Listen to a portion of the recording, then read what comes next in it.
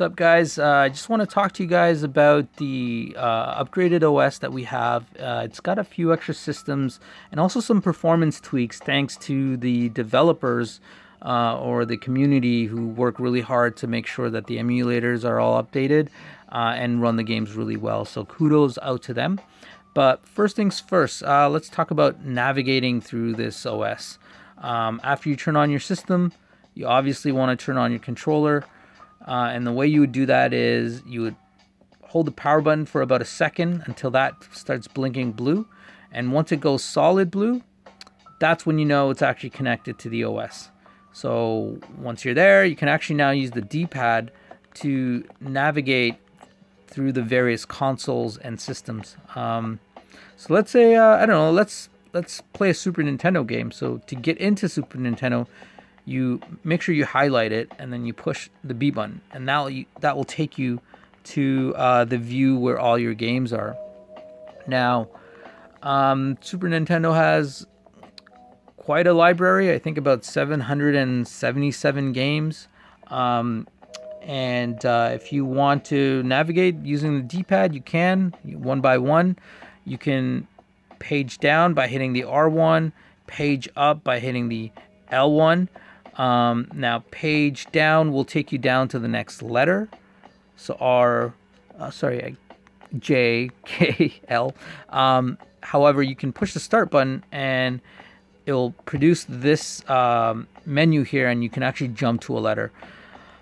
So let's say I want to, I don't know, let's go to Super Punch Out.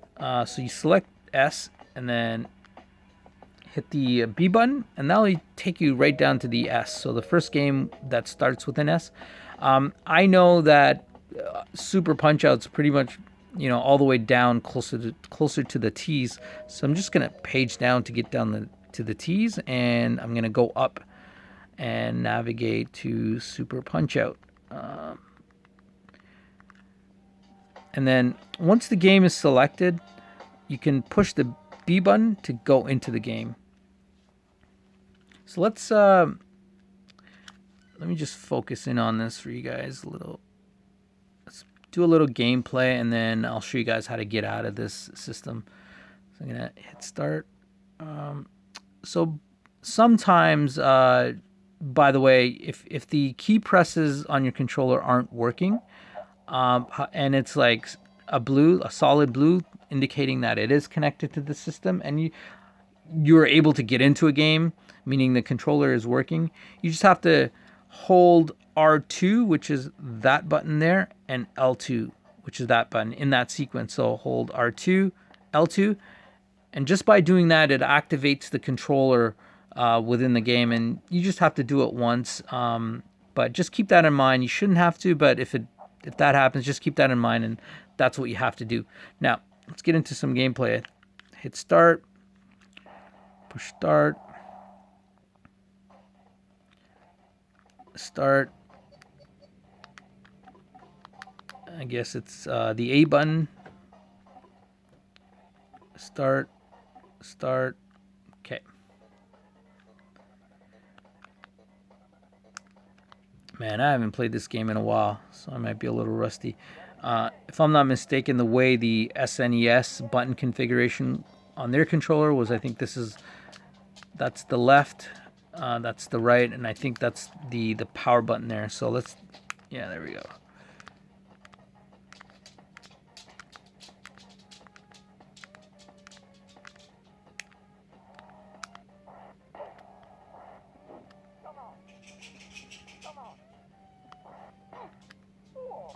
So let's get out of this game, and the way you would do that is you would hold the start button and tap on the power, and that will take you out of the game itself and back into the OS menu.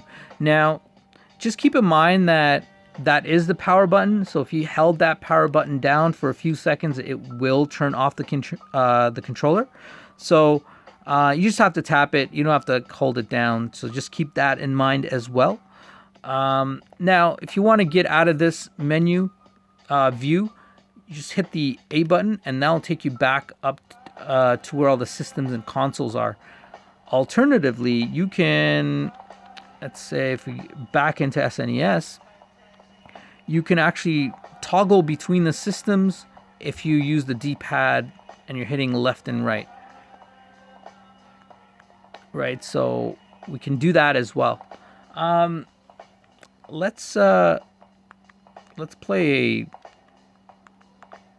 N64 game. I typically don't like this view because it's I don't get to see all the systems all at once.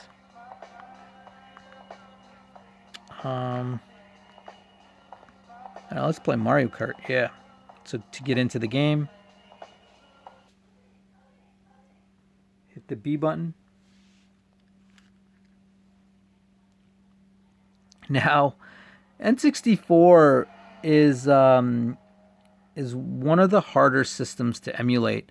And that being said, the controllers for the N64 are very unique compared to, most other systems or consoles. So, with the N64, because you have like a Z button and then you have the D-pad and also the analog stick. So let's do that. Let's go kind of play and show you guys, what I'm talking about. So I'm just gonna, similar to the N64 controllers, these are the A and B buttons. I'm just gonna go.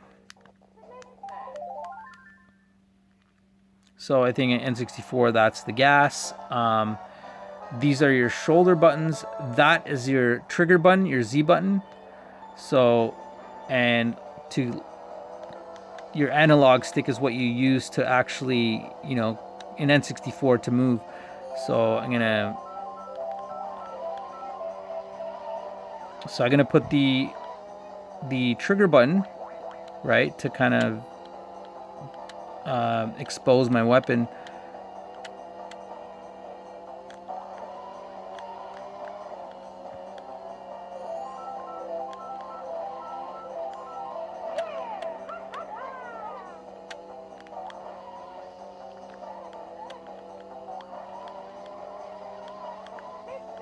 So let's shoot off a couple of rounds, bam, bam, and then you hold the trigger button, the Z button, and it does that.